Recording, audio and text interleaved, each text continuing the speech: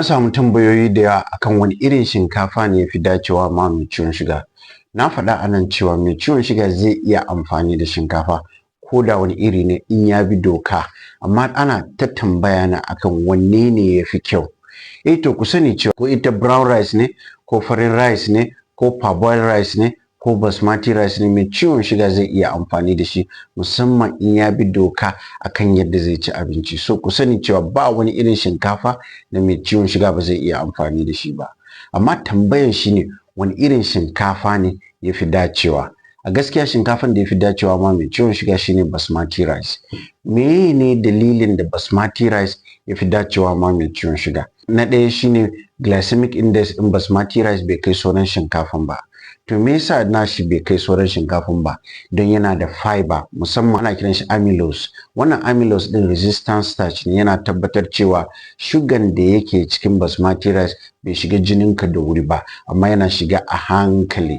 Banda haka kuma fiber yana da kyau ma lafiyan cikinka, zai tabbatar baka samun constipation wato wahalan bayan gida. Banda haka kuma fiber yana tabbatar cewa ya lowering din LDL cholesterol wato cholesterol mara kyau. Muddin cholesterol mara kyau ya sauka, hasarin samun heart attack ya ragu kenan. Kun san masu ciwon suga suna cikin hasarin samun heart attack. Banda haka kuma ita basmati rice tana da thiamine da yawa. Thiamine kuma shine vitamin B1.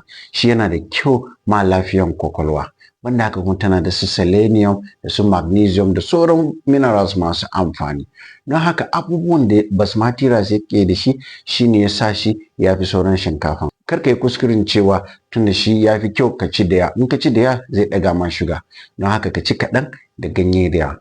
Kuma ku sani kamar yadda na faɗa daga farko, kowane irin shinkafa za a iya ci wanda an ci kaɗan da ganye da yawa. Amma in kana so ka san wanda ya fi kyau shine basmati rice. A basmati rice ɗin ma akwai white basmati rice, akwai brown basmati rice. To ita brown basmati rice ma ta fi white basmati rice. Amma dai ku sani shinkafa za ku yi amfani da shi in kun bi doka.